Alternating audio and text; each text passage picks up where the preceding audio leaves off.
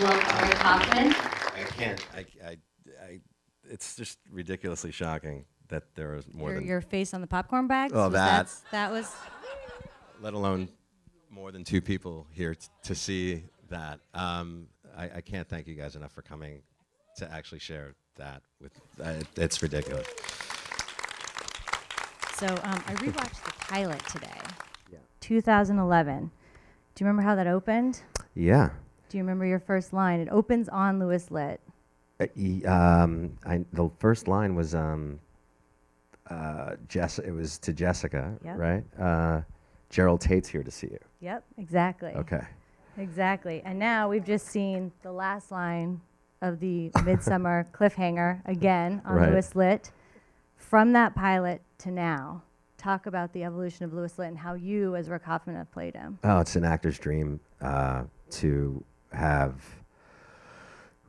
I mean, writers and the creator Aaron Korsh, who writes this, this show so beautifully with all the characters. To have a character like Louis start off as just your typical, one level kind of douche,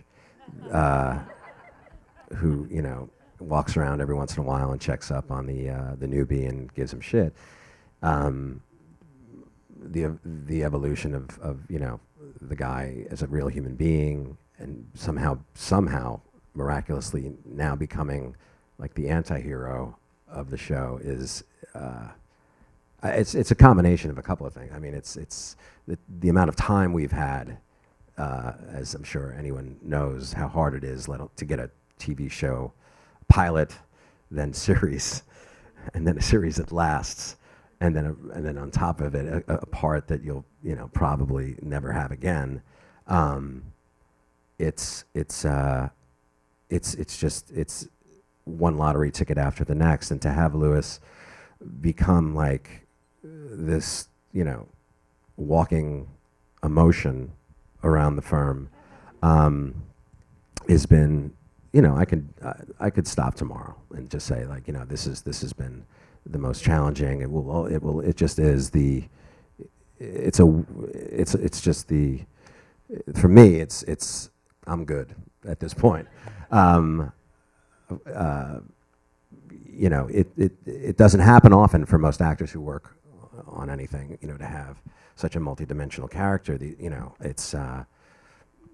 So for that, it's just the most fantastic experience you can ever have. Why it's happened, I think Aaron Korsh did the smart thing by using the first season as the two guys centering on their relationship, and then peppering in the other four characters very slowly to sort of ease the audience in to the show. And then when that character had their chance, they took ideas from that particular episode to see where they go with the season 2 that we were lucky enough to have. So it's just an alignment of different things. That's the reason why Louis has sort of evolved into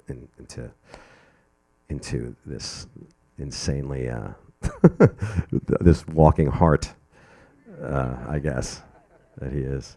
So. Well, you mentioned some of the other characters, and one of the scenes that we just saw was with you and Sarah. Yeah. And a very emotional scene between Louis and Donna. Yes. That was one relationship that has evolved over time, and I've heard you tell this before, but these guys haven't. By accident. Yes, it was, exactly. We had, in our first season, they were, one of the episodes, they were short, which is never happens in any of these episodes, and they needed to add a couple of scenes, so they figured they would throw in some random scene between Louis and Donna, and they didn't know how that was going to work out, and it just turns out that there was a big response, and then that's how Louis and Donna's relationship in the show is born. It turned out to be such a fun every single scene with Sarah, who gives it her all, as all the other cast members do. It's we look forward to those scenes, and if it wasn't for that accident, who knows how long that would have been discovered. far into the into the series. How did you play that betrayal at the end? I mean, she was sort of your friend in the firm. Yeah, every time I read a script where it asks to show some emotion or some vulnerability, I can't sleep that night. It's because it's, as any actor, and it's just such a pain in the ass to get there, and it's, but it's the most rewarding thing if you do, but no one really knows on the day if you can. So in this particular episode where he's pretty much supposed to take 4 years of betrayal that all 5 of them have put on him and sort of crumple that up into one ball that he throws in a scene. So it kind of was like, okay, well, what if the world as it was like the Truman Show, that he had been,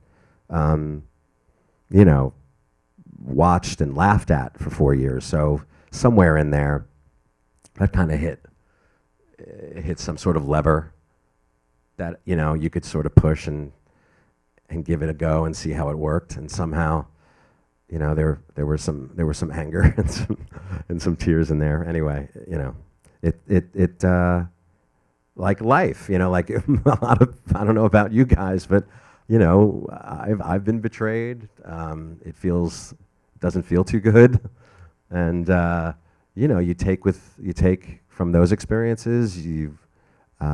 It's a childlike response. This was a 6-year-old telling his mom that she lied, and that he wants her to say she's sorry, like very simple, childlike requests that I kind of looked at it in the way of it being this tantrum, and that's, I guess, how it sort of ended up. Well, speaking of childlike, I know you studied at Arizona Theater School, but when you were a child, when did you first feel like you wanted to get into acting?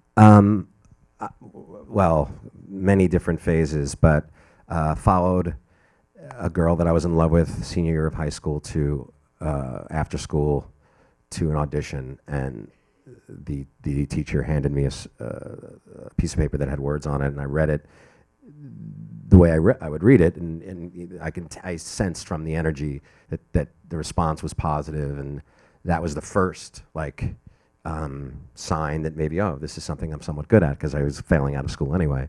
This might as well be all right. Someone likes this. And then, as a business major going into University of Arizona, I immediately changed, because right before I left, I had seen, coincidentally, Eric Roberts, who was in our show recently.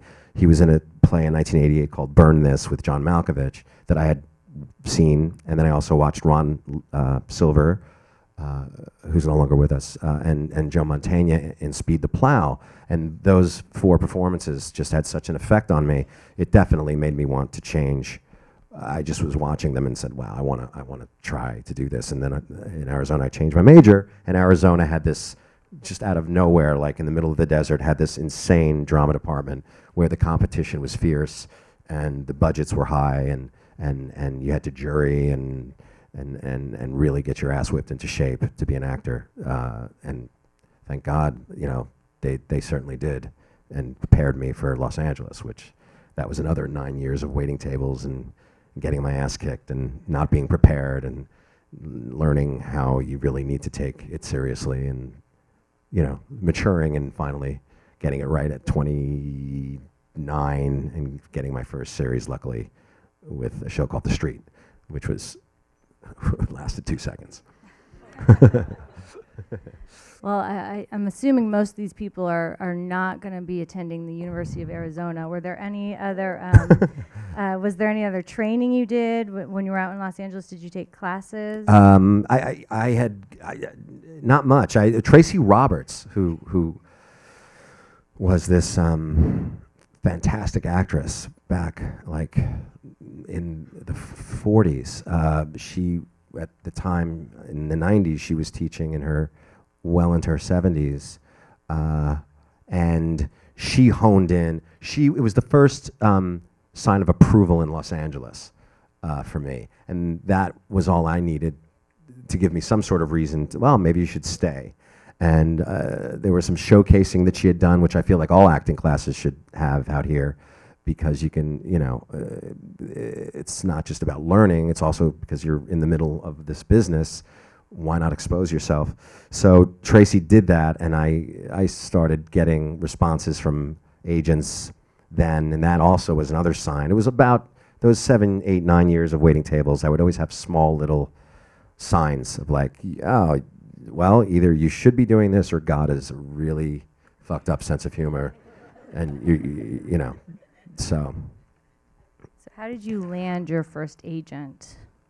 Oh man, Barbara Cameron, Kirk Cameron, Candace Cameron Burr's mom in Calabasas, and that was the best drives. Like as long and awful as they were, like I just was so happy to drive out to Calabasas to see my agent. And I could tell everybody I had an agent. I don't think I got one audition, but I had an agent. So that was that was enough. When you did start auditioning, what are some of the most memorable auditions, the biggest disaster, the best one? My first audition was for a commercial for it was like some razor commercial, and somebody threw me in there and said you should go in for this commercial, and it's all these great looking dudes, it's white t-shirts and jeans, like models, and then there was me. And so I walk in, and the director's like, all right, Rick, very, very good energy. Like, just, all right, Rick, so you're shaving now. And this is a terrible British accent. You're shaving now. Take off the shirt. Oh, put it back on.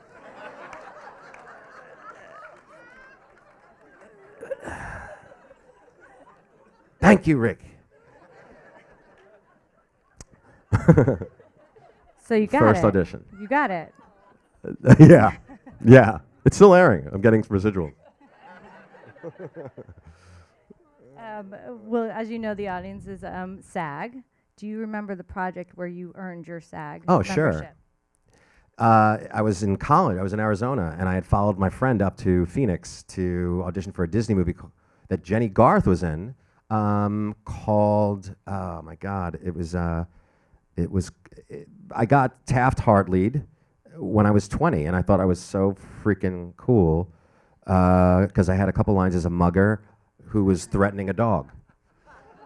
And Just Perfect was the name of that. And yeah, that I couldn't. Yeah, if I knew then how hard what I ended up, it seemed so easy at the time. Walking into a little hotel room and saying these lines, not what we all know at this point of how difficult it is to get a job. If I knew that forget it, I never would have shown up. But it would just seem like fun, and I ended up getting it, and that was getting half the battle of getting my SAG card, which a lot of people were not happy with. The ones who I had, when I came back to Tucson, my friends were like, "Oh, that's good for you. Good, that's good. That's great. We're all a team." You mentioned mugger when I was looking at some of your early credits. I was like, oh, mugger, pizza guy, night security, robber. Yeah. I was going to ask you about the nuances between a robber and a mugger. Oh, now you see, Tracy, yeah. There's such the difference between a mugger and a robber. Anyway, go ahead. Your first time your character actually had a name. Do you remember that name? Oh, man. And was it like a big moment for you? I am no longer a mugger. Seriously, the first time my character had a name. It was a great name. That's why I'm asking. Oh my God! Then it's. I'll give you the show. Wait a minute. Oh, the first time he had a name, was it two names? Like a first and last name? First and last name. Oh, jeez. Give me the show. VIP. Oh, Tino Scarlatti. The best name ever. I was more importantly, I was running around in turquoise tights. The entire show. Can we bring that clip up? Oh, seriously. No. You'll be disturbed. I mean, really, it was more disturbed by the commercial or the tights. I mean, you saw everything, and I was proud of the work. Like it was all right. Like a typical Italian scumbag, whatever that means. Italian con man scumbag, and Tino, a guy named Tino from Brooklyn, but in tights. which was the kicker. So, anyway. You have tons of credits. I mean, Philly, The Practice, Bernie Mac Show, Jake in Progress, just to name a few. You mentioned Street. You've been doing this for a while. Yeah. How has the business changed for actors over the years? Oh man, it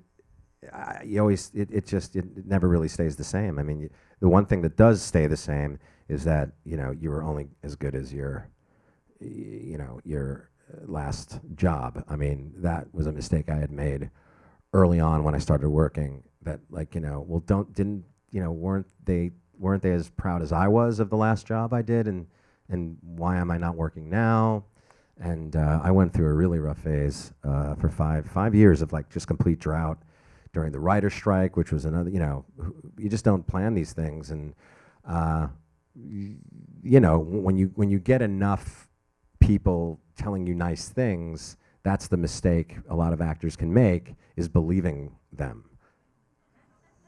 No, I mean, is believing them, but believing them and actually almost, letting that be the thing that defines you, as opposed to enjoying it for that moment, move the fuck on, and be prepared for the next job. And it takes a long time to understand that the business, you will always have to prove yourself in this business. That's the constant, I guess. So I'm glad you're all sleeping. We'll validate your parking on the way out. Okay, I think we're gonna get some audience questions, and I think we have a special guest who's going to ask the first question. Is that Aaron Korsh over there? Hey, buddy. Everybody, Aaron Korsh, creator and executive producer of Suits. Wow. Rick Hoffman, this is your life. Nice acting job. When did you know? They kidnapped me at the office today. They dragged me down here. He shouldn't be here. Oh God, I was just saw him on Sunday, and I was like, are you coming? And he's like, there's a couple hours I need to, I was like, please take your own personal space, relax. And he did a great, did you know then? I did not know. Oh, you would have blown it then, because he's Turns out not the somebody was best going actor. to show up. They didn't show up. They called me today, and I said I would come. Oh, so he's not happy he's here No, right no. now. Very he's happy so to be unhappy here. he's here. I'm really happy because I heard some of your answers, and I'm like, he needs a writer up there. I do need a writer. I do. No? No. Yeah? No. I didn't know this is also a roast, so we can This is roast a each roast. other. I brought pictures of your turquoise tights audition, and no, I have some questions here for you from. I think the audience members had some questions for you. I'm going to skip to one. No, I'll do the first one. It says when you auditioned for the pilot, and they're assuming you auditioned for whoever it was, if it was a straight offer. Did you have any idea of the arc your character would have, and could you tell from the pilot script it would be this successful? Never in a million years. But if there was one thing that, and you can either agree to this or not, when I saw Aaron in the room at the producer session, he had mentioned he had seen me in a show where the character had some time to evolve, and that was Philly. So in that season that lasted 22 episodes, that sort of gave me a little, if there was some, if this show lasted for a length of time, Aaron, if there was anybody who knew, it would be him, who would, who've seen this sort of not as extreme as Louis Litt, but a character who can end up, where he would be able to sort of make a turn. I had hopes that would happen. Did you think that was going to be? Well, I will say this. I mean, first of all, Rick walked into the audition. He was one of the few actors that I'd recognized that we cast that I knew before they were on Suits. So that was a good thing. I always had the intention of trying to rehabilitate Louis in season 2. I was a big fan of Deadwood. I don't know if you guys are a fan of Al Swearingen. You hate Al Swearingen season 1. You hate him. And by the end of I think it's by the end of the first season, he's the hero of the show. And I'd always wanted Louis to go through that. I didn't know that Rick was as good as he was. We write it. We hope they rise to the occasion. And Rick it rose so much further than I had hoped for. It was amazing. But I will say this: in one of the audition scenes, it's he's interviewing Mike Ross. He's giving Mike Ross shit, and the line is "Welcome to Pearson Hardman." Right, that's the name of the firm, Pearson Hardman. And some of the actors fucked it up, and they said "Welcome to Pearson Hardman," as though that was his name. Rick was one of those actors. We overlooked it. But they did, and you know, when you're testing any type of, they let me know. They immediately let me know that it was a note from the creator that you should say this correctly. So I think I said it. I think I got it wrong again in the final test. Is that, I think you might have. I never gotten it wrong said it in right. The pilot. I think we might have aired it wrong. Wow. Yeah. All right, let me get to another one. I'm sorry. Do you ever think about the fact that Louis Litt is so unliked by the other characters, yet is loved by the audience? As an actor, how do you balance this dichotomy or contrast in developing a character that is unlikable and yet lovable, endearing, and genuinely human? That's a great question. I mean, these are really good questions. First of all, reading the scripts, most of the time I, cringe to see some of the things and the mistakes he makes, especially first 2 seasons. It was just so hard to watch a guy, have every opportunity to have these friends and just blow it, and to play it, even while playing it, it would occasionally hurt. How the audience, you see, to me, I'm in shock when somebody says that they like the character. I mean, I understand to some degree the humor, obviously, but he's such a sad, his soul is so torn. Playing him, it's this innocence that I guess that I'm coming from some form of my own. So when somebody comes on the street and says how much they love the character, I'm like, really? Did someone really come up? Did somebody? Is this for real? Like it always feels a little as great as it is. I'm just so used to people wishing like me, as they did in the first season, like bad things to happen because he was just such a mean character. So it's still shocking that people love this guy. I mean, it's the nicest. I'm going to jump in for a second. Please. I think part of the reason why people love him is, the humor is a huge thing. I mean, I don't know. The skill that Rick has to be able to play a dick is not that easy to play, and then to be funny on top of it and innocent, but then to show where the anger and like Louis Litt can be a real douchebag, but to be able to show the hurt and vulnerable parts of a human being, that is where that stuff comes from. I think that's why people love him. They understand, and we all feel frustrated and angry and want to act like a douche sometimes, and you show the kind of hurt that he has under there enough for people to really empathize with you, with Louis. I wish you could answer every question that's asked. Well, I don't know how you do it. That's what I don't know how. I mean, yeah, it's if anything, the gullibility, that's something that I can relate to in this character. His gullibility, his innocence, the insecurities, and by somehow, that is part of me. Then I can sort of understand, those cute, likable parts that he shows every once in a while. So. His love of cats, all these things. And mudding. Yeah. All right, I'm going to give you another one. This one you're going to think I wrote it, but I didn't. Go ahead. Can you share some experiences from the episode where you wrote your resignation letter? I saw you. Okay. Congratulations. Your question. That's your question. Are you Elizabeth Townsend? Yes. Experience from the resignation scene of handing in. You're talking about this last time that he was resigning. You're talking about this. Yeah. Well, here's an experience. We did that voiceover of the letter a couple of times, and it was in a hotel room. And I wanted to play against what was happening in the scene. We then had film 10, which was the one right after that, and finished, and I went off on vacation. And I was in Italy proposing, and right as I'm about to propose, Aaron calls. No, that didn't happen. No, a couple of days before. But in Italy, Aaron called and said, listen, I'd like, if you don't mind, to do some ADR.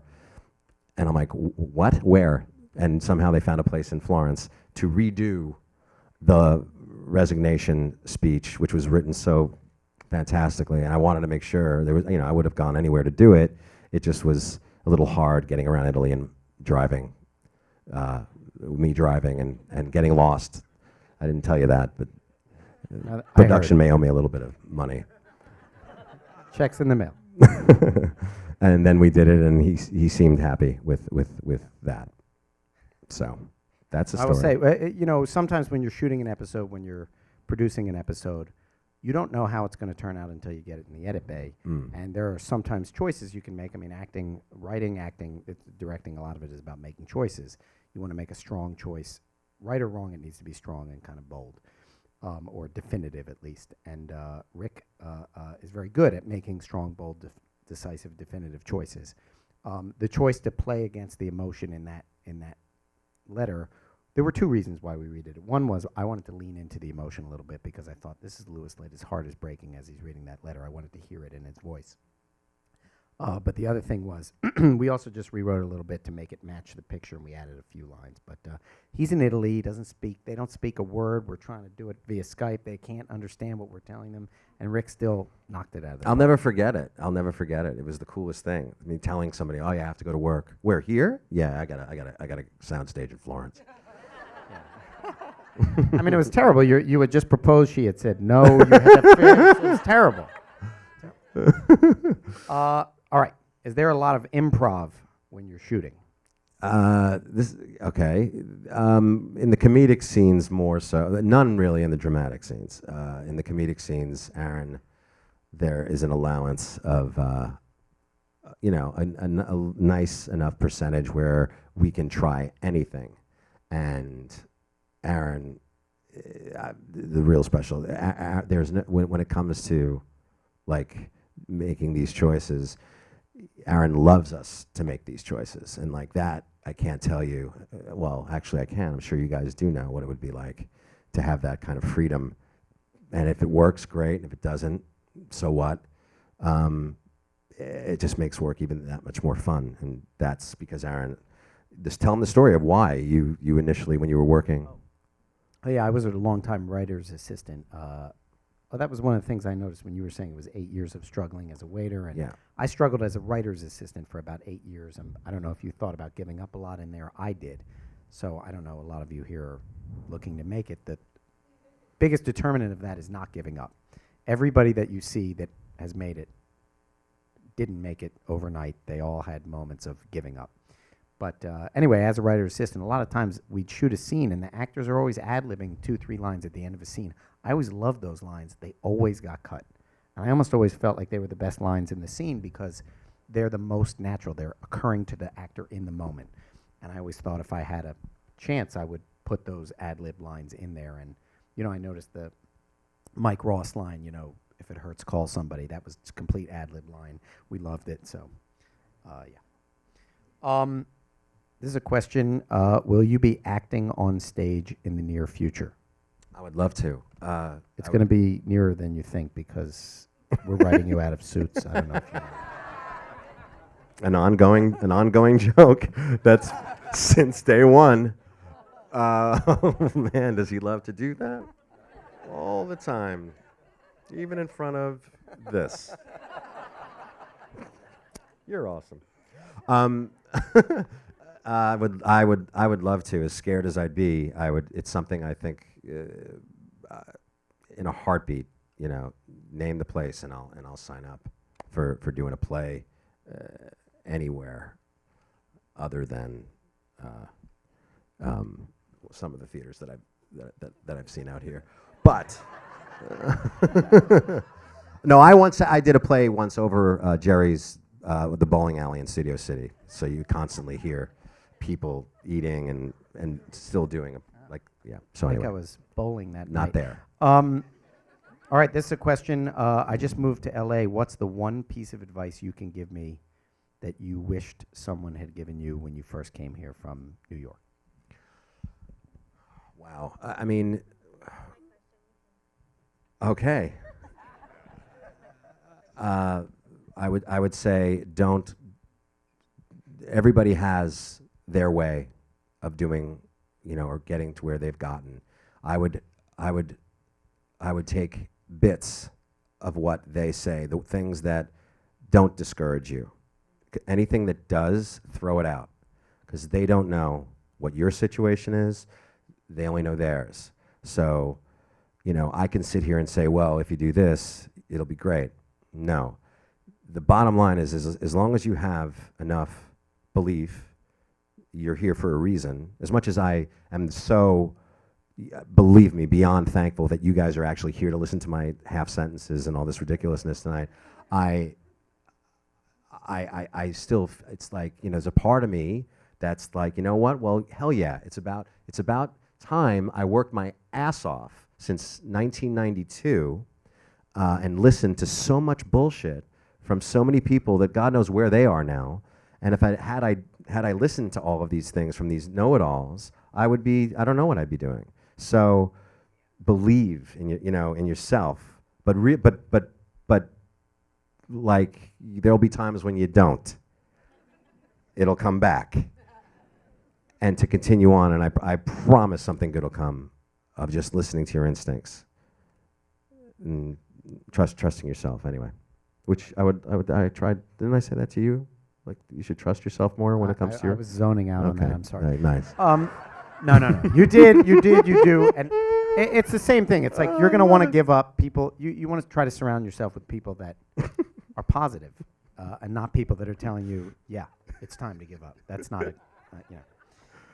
I'm kidding, Rick. Right. What is one thing you know about acting? I'm sorry, he can't answer this question. Uh-huh. No. And the biz that this is similar, that you wish you knew when you first started. Oh, I wish there were a lot of. I wish there were testing and preparation for just to be thrown. You're going to be thrown so many times. Even if the people in the room are friendly, which normally they're not. You really. I wish there was a class for that, to getting over your nerves, and your own stuff that you deal with. That's really the hardest. That's the battle, is realizing how much more comfortable you'd be in that room if you can just get over your own stuff. And that's what I would say. It was just like, you have to somehow find your own process to realize that those people across from you, you have to believe they want you to be good as much as they sometimes look down at their snacks or they're on their phone or they want you to be good. So. No, that's. I'll just jump in for that. One more thing. We have a lot of auditions. Rick came in and auditioned, and I want every person that comes in the room to get the part. I want to have to choose between 50 awesome actors. I don't want someone to be bad. I don't want to dismiss them as soon as they walk in the room. But even if you get someone that doesn't have that attitude, you are there in front of them. They are there. You can rivet them if you just make a choice and commit to it. And it may be the wrong choice, but if you don't make a choice and commit to it, you're not going to get it. So I think acting is really, it's about making choices, making a commitment, and if you do that and you do the best job you can again and again and again, you'll get better, and eventually that choice is going to be the right thing. It's going to lead to a career. You think should I say, can I please tell them what you may or may not do for the last episode, or is that unnecessary, aside from writing? Yeah, sure. Aaron may direct the finale, and I was just saying, he's better than I think he thinks he is, as far as when it comes to either talking to actors and communicating with them. I'm constantly impressed. I don't think this show would be obviously, aside from his brilliant writing, as good if he didn't understand the other side. I think this is, by the way, an intervention for you. We were here to tell you that They tricked me. that it's going to be okay, Oh, and you're going to do no. But I mean, I'm just saying, he has a he has a real strong sensibility for understanding the actors and what they go through. I haven't worked for a creator that hasn't, and I already have the job, so I'm not bullshitting you. You're fired. I know. It's good luck. Now, Aaron, I have a question for you, and it's not why is lit not on your T-shirt yet? We're not going to answer that. Oh God. We started off the panel, and you guys touched on this a little bit, but we started off the panel saying that the pilot started on Louis Litt walking into Jessica's office and saying, Gerald Tate's here and he wants to know what's happening with his deal, to which Jessica replies, go get Harvey. And at that moment, I think Rick's reaction kind of just sums up what this story's going to be, So I want to know, for you, what does Louis Litt bring to your story, and how does Rick bring Louis Litt to life for you? To my story. Yeah, what does Louis Litt mean in this story that you're telling Oh, us? in this to? story that we're telling on Suits. Well, first of all, I'm going to start out by saying I grew up with a kid named Louis Licht. Licht. He was nothing like Louis Litt. He was like a kind of a superstar, super athlete. I loved him, but I always loved his name, so I just thought I would steal the name, and we made a different character out of him. But, at first, Louis started out as kind of, you wanted a foil. You wanted someone to kind of be the nemesis of one of your main protagonists, which is Mike. And Louis fit in between. He had a chip on his shoulder vis-a-vis Harvey, and he had power over Mike, so he was a good kind of middle ground there. And actually, in the original pilot, I don't know if you know this, but the original pilot they were not lawyers. It was on Wall Street, and Dave Hardman was a character in the original pilot, and Louis was kind of Hardman's guy, and Hardman was over Harvey, and Louis was over Mike, and we ended up just kind of consolidating both of those characters into Louis. So he started out as kind of a little bit of a foil. And as we got to know Rick and got to know the character of Louis, we expanded it with humor. But as I say, it was always my intention to take this person that you hated and try to make you love them over time. And then once that happens, then maybe we can hate him again. You can kind of go back and forth with him because he's got those.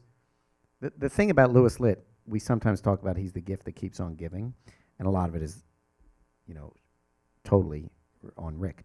But you can believe when we're in the writer's room, we're trying to think about how would Louis react in any given situation.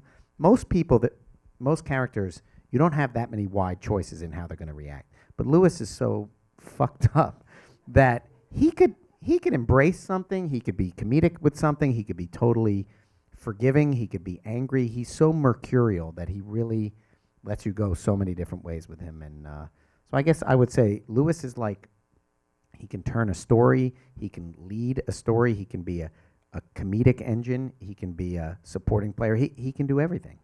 And if Rick weren't as good of an actor as he is, then Louis couldn't do that.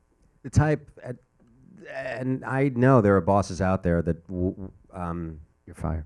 I know, thank you. Would not wouldn't be as open to using what the actors give and just do what their initial plan is. But I feel like Aaron has sort of had this sort of open. He was just very available to listening and seeing what had transpired through that first season, and like for instance, in the second season, my parents come up to visit, and as usual, when they visit, they embarrass the hell out of me by getting caught doing something ridiculous. And this particular time, they're behind Video Village, and they have their earphones on, and I'm doing a scene with Patrick and Meghan, and I'm speaking, and I hear this giggle, and it's my mother's giggle. So it's like, this is like, that's the sound. And throughout the take, while Aaron's there, like other producers, I mean, think about it. You know, it's early on. To have that experience and you know it's your mom, it was so humiliating. And I've had conversations with her over the course of years with jobs that she's done similar things. So when the take ended, I got up calmly and said, okay, as Aaron says to me, okay, you're fired, you're gone. You guys are both going home. But they found it to be funny. And lo and behold, within about 4 or 5 weeks from that point, I got a phone call from either it was Aaron or someone else saying, hey, how do you feel about your parents playing your parents? And, you know, Long Island got, you know, lit up. They let everyone know in Long Island that they were going to be on a TV show. And it's such a special, think about that, let alone, you know, you're on a show that's doing well and you have a great role, and now your parents, you get to share that experience. And that's because, you know, that's the type of thing I'm talking about with Aaron. Well, I'm going to embarrass you with our last question here. This mid-season finale and this season in general has garnered you some good reviews. One from Matt Roush, who did not used to be a fan, and you've turned him around. But TV Guide's Matt Roush said, magnificent work by Rick Hoffman as Louis Litt. This actor's role of a lifetime, whose performance in last week's summer cliffhanger as he confronted Jessica left me gasping. So let's just take that in for a minute. Is this your role of a lifetime? Oh, yeah. Yeah. I mean, yes. I mean, even, look, when this thing comes to an end after season, 10 we talked about? For the other characters, yeah. Yeah, it doesn't matter whether it be a film or it be. I mean, this is the role of a lifetime. I'm sure all of you would probably, you know, if everyone got to play a role like this, it's like, well, all right, well, you could stop now. I mean, that's, you know, whether it be there is more success, it's the dimensional. It's I guess as a character actor, you're lucky enough to get a job that lasts this long, let alone it being written so well. If he was not here right now, I'm sure, believe me, this would be said. It's I could die today and be fine. That is the truth. I could be fine too. I know you would. I'm sure you. Oh boy, that's good stuff. Wait, can I just want to, I'm going to jump in also. Please. Separately from Rick's acting skill, and it's amazing. I'm in awe of him. I'm in awe on the edit bay all the time. And I'll say also, the entire cast I feel that way about. They're not here. They're awesome. Our entire writing, directing crew is amazing. But Rick's not just a great actor. He's a great presence on set. That's another thing that is not always talked about. But it's very inspiring to have someone that calls you and appreciates your work, and you have a dialogue. They feed you. Hopefully you feed them. He really just elevates everyone's mood on set. Not 100% of the time, but honestly, 98% of the time. Rick is a pleasure and a joy, and it's a big thing. It's not always talked about, but just to be a pleasure to be working with someone, to be around is a huge thing as an actor. That's very nice of you to say. Well, on that note. Okay, I think we have an Oprah moment here for us. Everyone look under your seats. If you have a sign that says, Suits, you've won, go see Scott Radloff right here. He's got the season 3 DVD set for you. And I want to thank you all for coming. Rick, thank you so much for being here. Guys, I can't thank, once again, please, you have to understand, thank you for coming. Aaron, thank you for taking time out of your day to be here. And we will have to find out if Pearson Spector needs to order new stationery when you guys come back in 2015. And Aaron's going to buy all of you drinks when you leave on the just to do that.